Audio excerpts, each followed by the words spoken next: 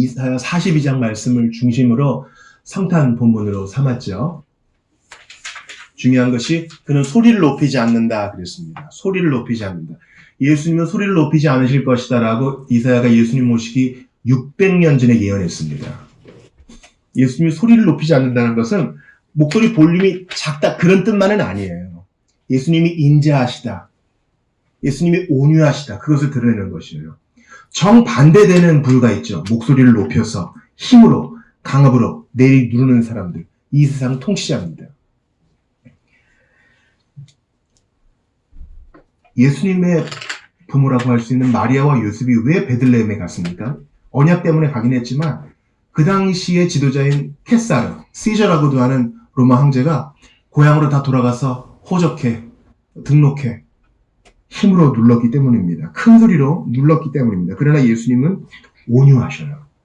그러니까 세상 사람들이 교회를 볼 때는 지지해 보이는 거예요. 뭐 저거 조직도 없는 것 같고 오히려 로마 가톨릭이 더 확실히 조직도가 있지 않아요? 그렇지 않아요? 딱 삼각형 구도로 하이어르키가 딱 있잖아요. 근데 교회는 뭐 체계도 없어 보이고 규모도 없어 보이고 그래요. 그런데 2000년 넘게 계속 있었다는 사실을 기억해야 됩니다. 주님은 온유와 겸손과 세상과 정반대되는 방법으로 지금도 당신의 사람들을 하나둘씩 천국으로 이끄시고 하나님 나라를 확장시키십니다. 지난주 암송선거 기억나세요? 마태복음 11장 28, 30절이죠. 처음만 기억하시면 좋겠어요. 뭐하고 뭐한 자들아? 수고하고 무거운 짐 자들아 다 내게로 오라. 내가 너희를 쉬게 하리라. 그 다음에 뭐예요? 나는 마음이 온유하고 겸손하니. 나는 마음이 온유하고 겸손하니. 그동안 잘 못 살았지 일단 좀 맞고 시작하자가 아니에요. 잘 못 산 건 알겠어. 그럼 그만큼 대가를 치러야 되겠지? 그것도 아니에요. 부활하신 예수님은 제 아들에게 섭섭하다 한마디 하지 않으셔요. 이게 뭐예요? 맺을 건 좀 맺어야지. 어떻게 사람이 그렇게 맨날 희멀건해요? 예수님은 사랑의 눈이 모셨어요. 죄인을 구원하시려고 세상 사람들 볼 때는 바보 같은 길을 택하셔요. 우리한테도 그러지 않아요? 알아도 모르시는 척 회개하면 또 받아주시고 언제든 용납해 주시고 죄를 여러분 회개하면요 이전 죄는 다 소멸된 거예요. 다 말소가 된 거라고요. 그러니까 주님 앞에서 반복되는 죄는 없어요. 이해가 되세요? 처음 듣는 건데 예수님은 이러세요. 처음 듣는 거야. 뭐가 반복됐다는 거야? 주님은 옛날 거를 문제 삼지 않기로 작정하셨기 때문에 반복되는 죄는 나한테 해당되는 거지 주님한테는 해당 안 돼요. 이런 바보가 어디 있어요? 고매를 끝까지 추적해가지고 야 같이 살자 하는 호세아를 보세요. 이런 바보가 어디 있어요? 우리가 문학작품을 통해서 영화를 통해서 이런 바보 같은 사랑에 감동하는 이유가 뭡니까? 그 원류가 성경과 하나님께 있기 때문이에요. 목사님 그렇게 얘기하면 사람들 교회 안 와요. 기독교 우습게 여겨요. 그렇게 할 사람은 하라 그러세요. 예수님은 자신을 이렇게 바보처럼 드러내시고 오늘도 온유와 겸손으로 사람들을 이끌어내세요. 그러나 언제까지 그렇진 않아요. 마지막 날 재림의 때에는 천군 천사들과 함께 어미롭게 오실 거예요. 지엄하게 오실 거예요. 심판자로 오실 거예요. 그때까지 주님의 온유함과 겸손함을 악용하지 말고 빨리 반응하면 주님께 나아옵시다. 우리를 모두 안아주시고 우리를 섬기실 것입니다. 오늘은 기존에 하던 여호수아 또 마태복음 강해를 뛰어넘어서 특별히 이제 송년주의를 맞이해서 레위기 21장을 일부를 보기를 바랍니다. 오늘 이거 보시면서 이상하다 이런 거 느끼시는 분들 계실 거예요. 뭐 불에 태우고 그죠? 시체 만지지 말라 그러고 또 재혼 같은 거 하지 말라고. 아니 뭐 과거에 유흥업소에 종사했던 사람하고 결혼 안 됩니까? 이혼당한 여인 재혼 안 됩니까? 내가 이래서 교회가 싫은 거야 하시는 분들이 있을지 몰라요. 근데 이것은 도덕적 의미만 남지 관습적 의미는 모두 폐하해졌어요. 여러분 잘 들으세요. 성경을 해석할 때 해석법을 알아야 성경을 읽어도 이해를 할 수 있어요. 제대로 된 해석법을 모르면 성경을 만독해도 그냥 글자만 있는 거예요.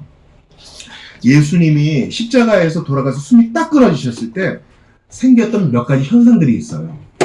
그중 하나 대표적인 것이 휘장이 찢어졌습니다. 휘장은 커튼이에요. 커튼. 높이가 한 18m 되는 커튼인데 그 휘장은 어디를 가리고 있었던 것이냐? 하나님께서 이스라엘 백성들을 만나겠다고 그 제작법을 알려주신 성막과 성전이 있어요. 그래서 광야 시대, 사막을 지날 때는 텐트를 성막이라 그랬고 거기에도 휘장이 있었고요. 약속의 땅, 지금의 이스라엘 땅에 정착한 이후에는 하나님께서 다윗에게 감동 주시고 솔로몬 때에 성전, 큰 예배드리는 곳을 만드셨으니 그걸 성전이라고 그러고 거기에도 휘장이 있었어요. 성막에도 휘장이 있었고 성전에도 휘장이 있었어요. 둘 다 구조가 똑같아요. 크기와 재료의 차이가 있을 뿐. 근데 이 휘장은 무엇을 가로막는 것이냐?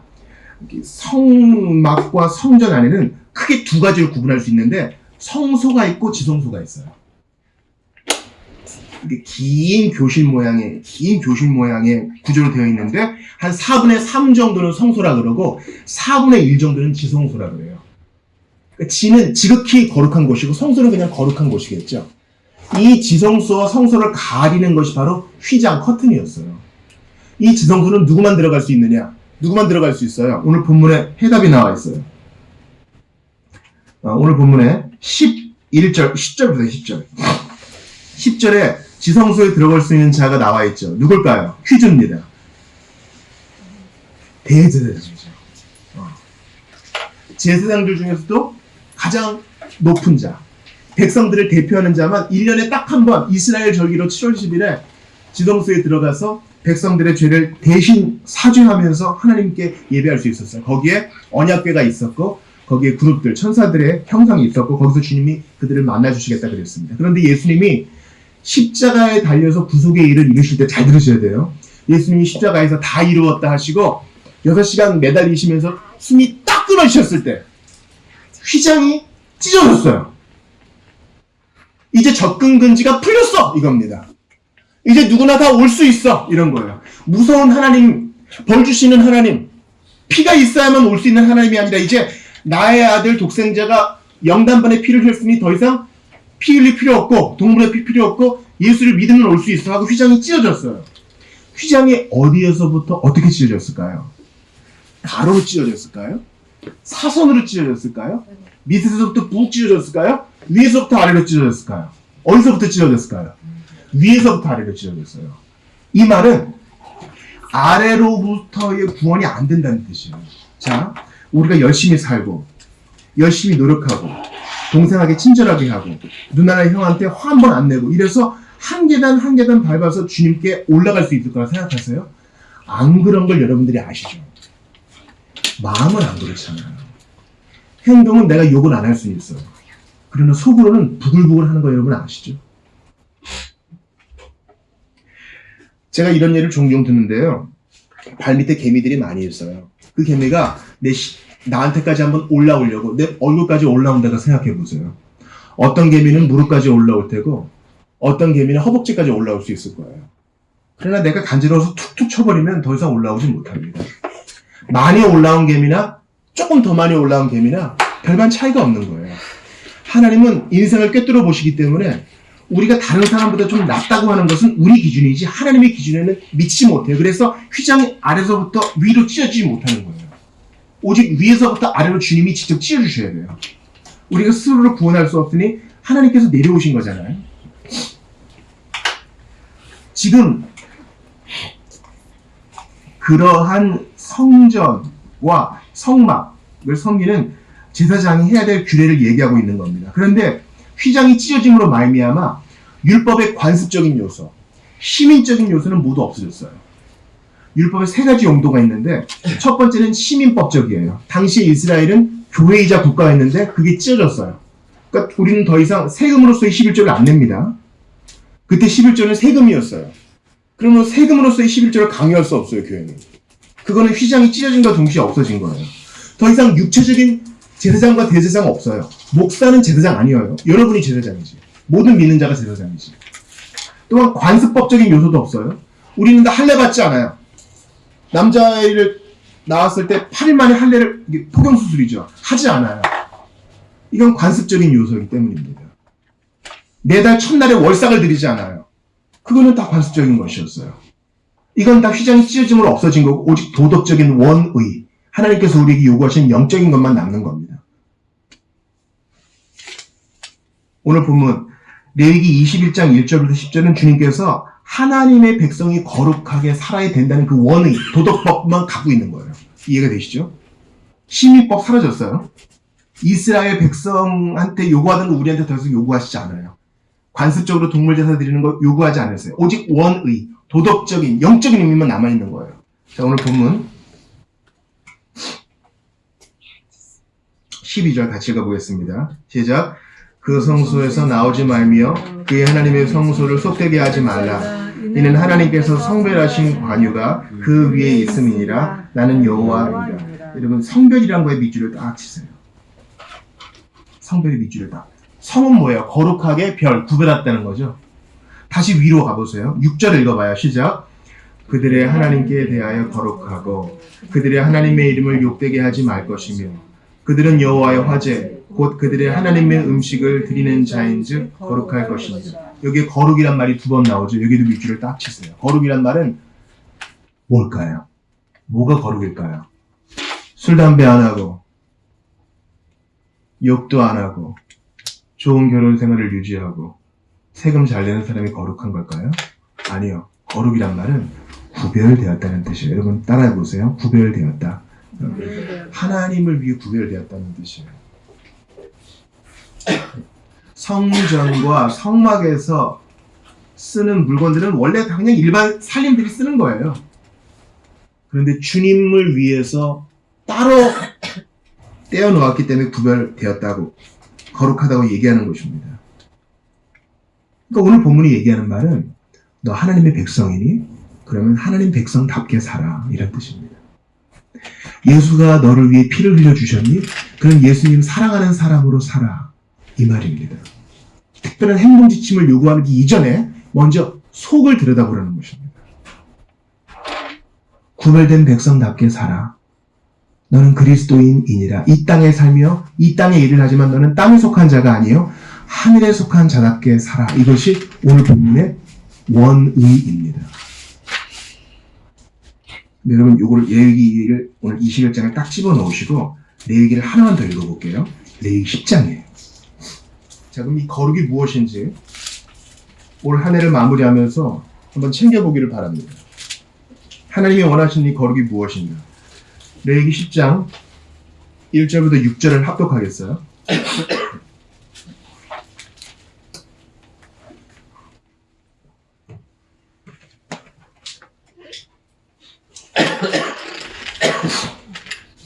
다 찾으신 줄 믿고요. 아까 봤던 레위기 21장은 잘 꽂아 넣으시고, 자, 천천히 합독할게요. 시작.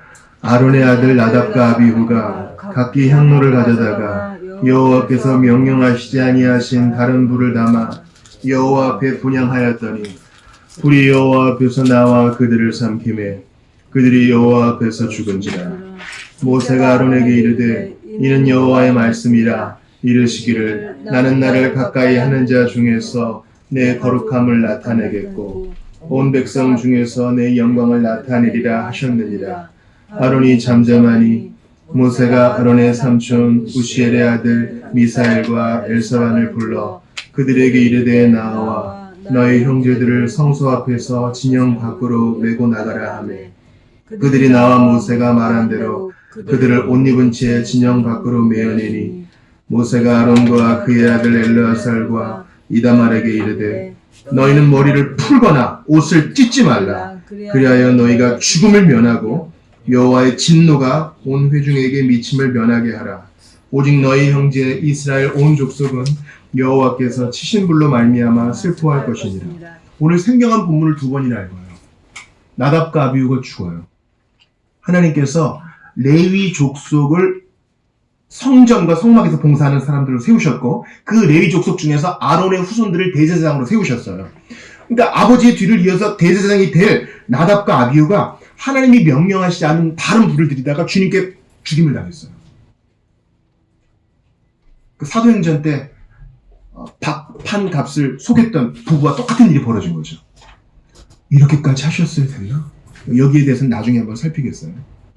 주님께서 교회가 처음 시작될 때에는 이렇게 엄격한 잣대를 들이대실 때가 있어요. 그리고 이들이 더 이상 죄짓지 않게 하려는 주님의 배려일 수도 있는 것입니다. 그러면 슬프잖아요. 전 세계 사람들이 가장 많이 스트레스를 받게 되는 1위가 배우자와의 사별이래요. 근데 한국만은 유독 다르니 한국은 1위가 자식과의 사별이래요. 그러지 않겠어요? 새끼가 나보다 먼저, 자식이 나보다 먼저 죽으면 이거만큼 슬픈 일이 있겠어요? 근데 3절 후반 보세요. 아론이 잠잠하니. 지금 죽은 나답과 아비후는 아론의 자식이에요. 생때 같은 내 아들 둘이 내 눈앞에서 죽었어요. 잘못해서 주님께 징계를 받았지만 죽었다고요. 얼마나 슬퍼요. 근데 잠잠하니. 울지 말아야 돼요. 슬프지만 필요한 만큼 울어야 돼요. 그러나 거기에 사로잡히지는 말아야 돼요. 여기엔 모세도 등장하죠. 4절에 모세가 이 일을 수습하잖아요. 모세는 이들의 작은아버지예요. 여러분 사촌이니까 얼마나 가까워요. 어릴 때 크는 거 다 봤던 작은아버지인데. 그런데 그들은 대제사장으로서 제 직무를 잘 못해서 주님께 징계를 받았어요. 그래서 너무 슬퍼하지 말아야 돼요. 감정의 노예가 되지 말아야 돼요. 그래서 흐르는 눈물을 닦고 사태를 수습해요. 게다가 6절 보세요. 명령을 내리죠. 머리를 풀지 말아라. 옷을 찢지 말아라. 기독교는 너무 금욕적인 건가? 교회는 원래 이런 곳인가? 너무 기뻐하지도 말고 너무 슬퍼하지도 말고 청교도적인 게 여기서부터 나온 건가? 조금 더 보세요. 그리하여 너희가 죽음을 면하고 여호와의 진노가 온 해 중에 미침을 면하게 하라. 이것이 바로 주님이 우리에게 2024년을 마무리하면서 송년주일에 우리에게 주시는 메시지, 성도가 어떻게 온갖 감정 속에서도 거룩함을 지켜나갈 수 있는가에 대한 핵심이라 저는 봅니다. 여러분, 감정과 정서는 좋은 거죠. 우리의 인격에 세 가지 측면이 있다 그러잖아요. 지성과 감성, 정서와 의지의 면이 있다 그러죠. 근데 우리 교회사의 가장 탁월한 선생님 중 한 분이었던 조나단 에드워즈는 이 세 개 중에 뭐가 제일 중요하다 그랬다고요? 지성과 정서와 의지 중에 뭐가 제일 중요하다 그랬다고요? 정서가 제일 중요하다 그랬어요. 생각해보면 우리는 다 좋아하는 거래요. 의지가 아무리 강한 사람도 자기의 욕정에 넘어가는 것을 많이 보셨을 거예요. 우리의 욕정은 정서를 통해서 옵니다. 우리가 왜 죄를 져요? 좋아서 짓는 거잖아요. 내가 마지못해서 그렇게 했어. 그렇게 할 사람이 있을지 몰라요. 그러나 보통은 자기의 욕심에 넘어가는 거예요. 욕심은 정서랑 관련이 있어요. 주님은 우리에게 당신의 일을 시키실 때도 빌립보서 말씀에 이렇게 말하고 있죠. 너희로 그 기쁘신 소원대로 너희에게 소원을 주사 그 기쁘신 뜻을 행하게 한다 그래요. 여호와를 기뻐하라. 그가 내 마음에 소원을 주시리로다. 그가 내 마음의 소원을 이루어 주시리로다. 주님은 우리의 정서를 통해서 일을 하십니다. 문제는 잘못된 정서와 감정이 있다는 거예요. 잘못된 정서와 감정을 분별하는 것이 성도가 거룩하게 살아야 할 이유가 됩니다. 제가 이 강단에서 몇 번 지적한 바가 있어요. 하나님 없는 사회에서 정서를 조정하는 몇몇 카피라이트들이 있죠. 너 하고 싶은 대로 해. 네 심장이 이끌리는 대로 해. 너 하고 싶은 거 다 해. 이거는 절망에 빠진 그 사람에게 잠깐 좋을 수 있어요. 그리고 일부 맞을 수도 있어요. 억눌린 사람이 있을 수 있죠. 그러나 만약에 이것을 액면 그대로 모든 사람이 다 행한다면 이 세상은 두동강이 날 거예요.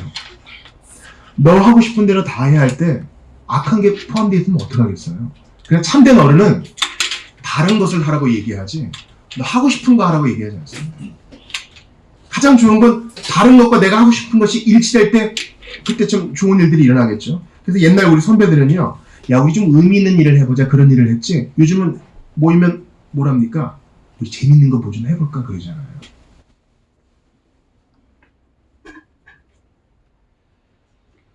온갖 감정 속에서도 감정에 휘둘리지 않는 것이 제가 오늘 설교를 통해 여러분에게 말씀드리고 싶은 것입니다. 다시 한번 레위기 21장 한번 돌아오시겠어요?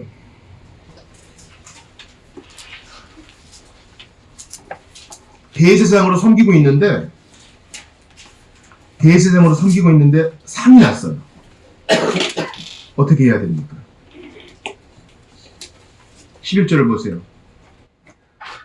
제사장은 뭐 어쩔 수 없을지 몰라도 대제사장은 11절 보세요. 같이 읽어요. 시작.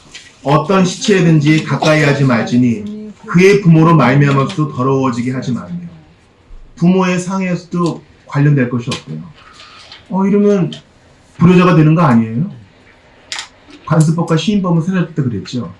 우리가 성도로 살면서도 장례식에 얼마든지 참여할 수 있어요. 문제는 그 슬픔과 애통의 감정에 조종되지 말아야 된다는 것입니다.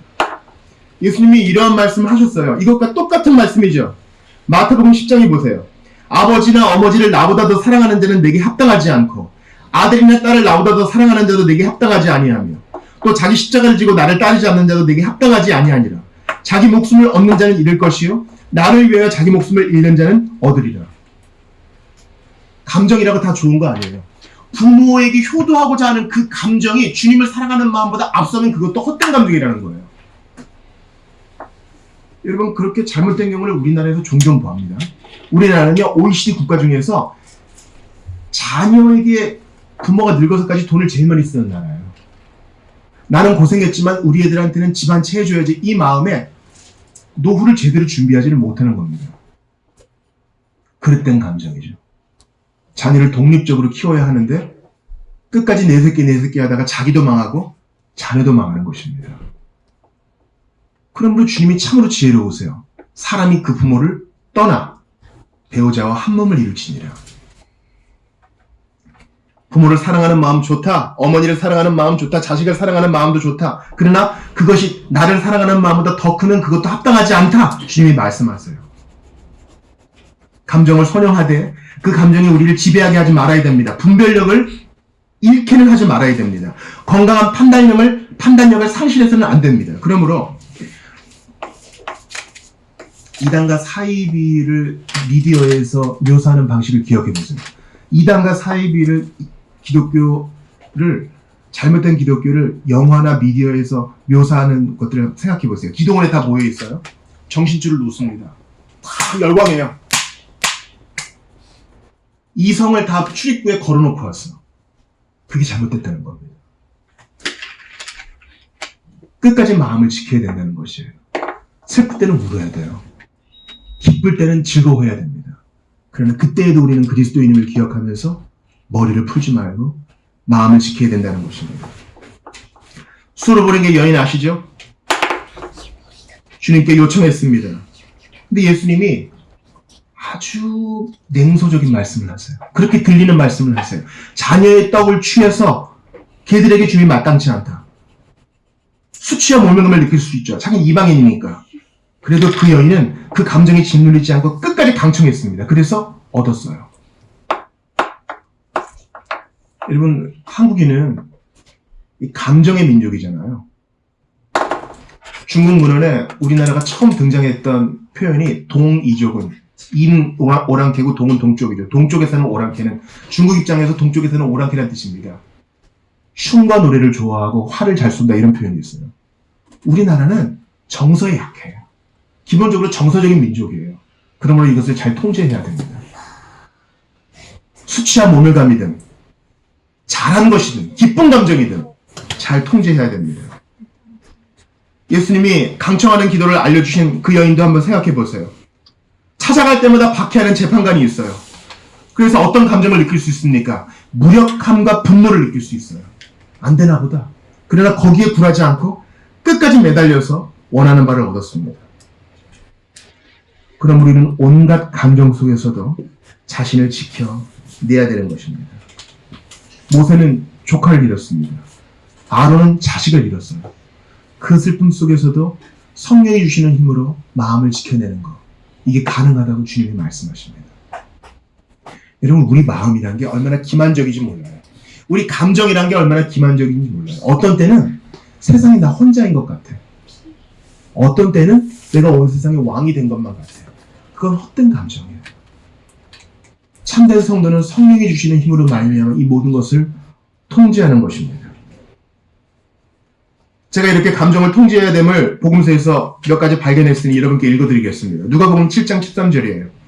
주께서 과부를 보시고 자식을 잃은 과부를 보시고 불쌍히 여기사 울지 말라 하시고, 여러분 따라해보세요. 울지 말라. 감정이 통제하지 말라 하시는 거예요. 누가복음 8장 52절에 모든 사람이 아이를 위하여 울며 통곡하며 예수께서 이르시되 울지 말라, 죽은 것이 아니라 잔다 하시니, 여러분 따라해보세요. 울지 말라. 12살 된 애가 죽었어요. 그 헛된 감정에 속지 말라. 그 헛된 감정으로 마귀가 틈타고 들어오니 울지 말라. 나 여기 있다. 네 마음 지켜라. 여러분, 가인이 왜 첫 번째 살인을 저질렀어요? 하나님께 버림받았다는 헛된 감정이 든 거예요. 버림 안 받았어. 다음부터 잘하면 돼요. 하나님이 자기 동생만 사랑한다는 헛된 감정이 들었어. 그러지 않아요. 하나님은 그런 분이 아니에요. 근데 그 헛된 감정을 자기가 통제 안 하고 그냥 내버려뒀어요. 하나님이 가인에게 말하죠. 죄가 네 마음 문에 엎드려 있으니 너는 죄를 다스릴지니라. 루터가 말하잖아요. 새가 머리 위에 휘휘 나는 건 내가 어떻게 못해.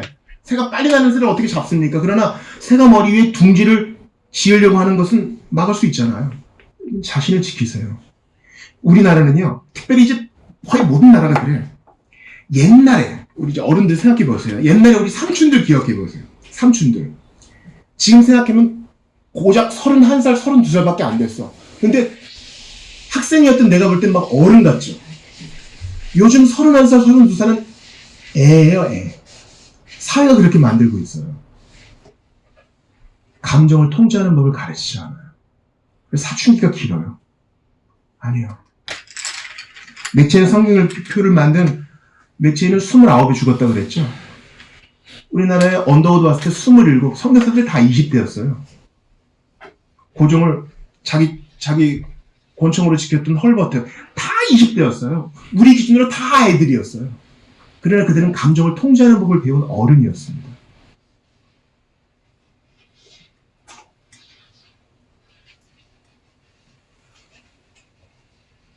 미국과의 통상 조약을 만들 어떤 제네럴 셔먼을 사건, 거기에 타고 있었던 토마스도 20대였어요.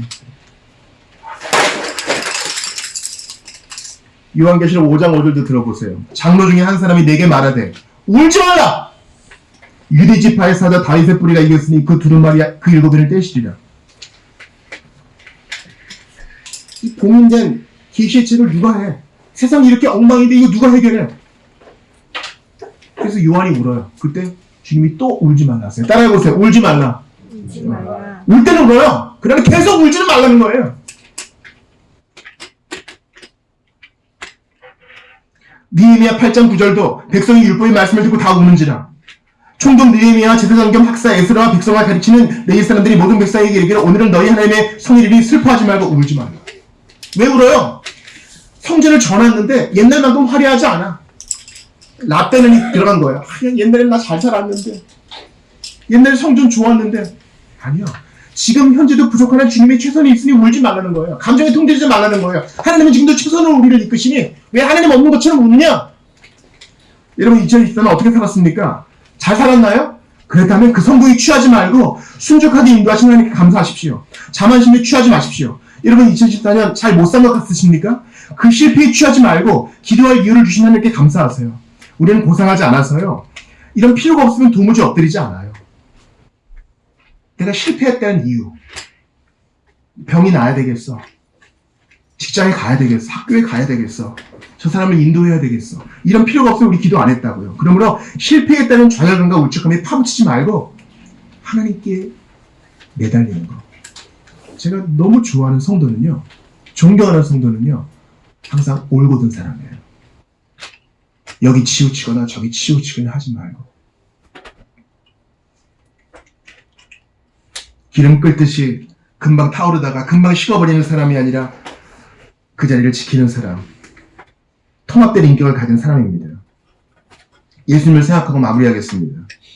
예수님은 온갖 감정을 느끼셨던 우리와 똑같은 사람이셨어요. 100% 하나님, 100% 사람이셨어요. 자, 예수님의 감정을 생각해봐요. 자신을 거부하던 사람한테 얼마나 화가 났을까요?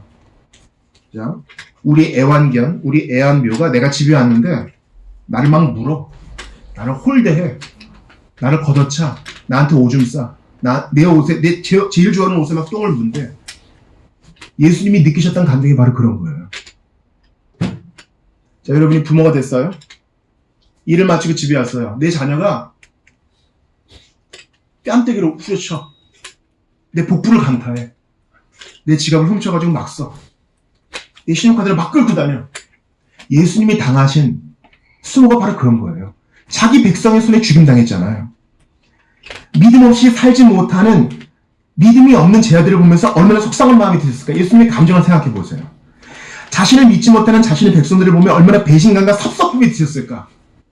섭섭한 감정이 여러분 무서운 거예요. 그러나 그 감정이 예수님을 지배하지 못했습니다. 예수님은 그 감정에 노예가 되지 않으셨고 자신이 온 목적대로 십자가에서 유유히 죽임 당하셨어요. 자기가 할 일을 하셨다고요. 예수님은 약속대로 오셔서 약속대로 사셨고 죽으셨습니다. 감정에 지배당하지 않으셨어요. 은혜가 지배하는 삶이 어떤 것인지 보여주셨어요. 그러므로 여러분 지금 어떤 기분 드십니까? 그러라고 하세요. 우리는 약속대로 예수님 주신 은혜대로 사는 존재이니 걱정하지 말고 앞으로 나아갑시다. 성찬의 빵과 성찬의 잔은 그대로예요. 우리를 위해 준비된 은혜가 객관적이니 그거 바라보고 가자고요. 하루에도 12번, 1200번, 12000번 바뀌는 내 기분에 의지하지 말고 하나님께서 정서를 통해 주시는 은혜는 붙들고 헛된 정서는 물리치고 잘 분별하면서 믿음대로 살아가시기를, 은혜에 기대어 살아가시기를. 온 세상 날 버려도 주 예수 안 버려. 온 세상 날 버리는 기분과 감정이 나를 몇 번 휘몰아쳐도 주 예수 안 버린다는 그 진리 위에 굳게 서지는 여러분 되시기를 주님의 이름으로 축원합니다. 우리 이 시간 주신 말씀 붙들고 잠깐 기도합시다. 주님, 헛된 감정에 속지 말고 믿음대로 살게 해주십시오. 우리 주신 말씀 붙들고 한번 같이 기도하겠습니다. 하나님께 감사합니다. 오늘도 우리에게 말씀 주셨으니 믿음으로 살 수 있도록 도와주시옵소서.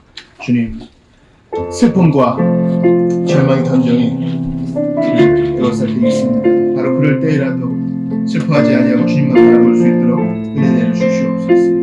주님, 나는 참 바보여서 일희일비합니다. 그러나 주님은 어제나 오늘이나 지금까지 앞으로도 영원토록 동일하시니 주님을 바라볼 수 있도록 해주십시오. 하나님께 감사합니다. 주님, 나는 참 바보여서 헛된 감정에 일희일비합니다. 하나님은 그렇게 살지 말라 하시고 울지 말라 하시고 가장 슬픈 일이 있어도 너는 그리스도인이다. 내가 너를 도와주마. 기쁠 때는 웃고 슬플 때는 울어라. 그러나 그 감정이 통제되지 말고 믿음대로 살라 하십니다. 느낌이 아닌 믿음대로 진리 위에 살라 하시니 주님, 지난 2024년에 실패는 다 뒤로 하고 믿음으로 2025년 살기를 바랍니다. 주님, 저를 도와주십시오. 내 감정은 하루에도 12000번 넘게 바뀔 때가 있습니다. 그러나 이 기분에 좌우되는 인생이 아니요, 예수께서 우리를 피로 사셨으니 기분과 감정대로 좌우되는 인생이 아니라 믿음대로 사는, 약속대로 사는 그 삶을 예수께서 보여주셨으니 저희도 그리할 수 있도록 도와주옵소서. 이어지는 성찬 가운데 함께하여 주옵소서. 우리 구주 예수님 이름으로 기도드리옵나이다. 아멘.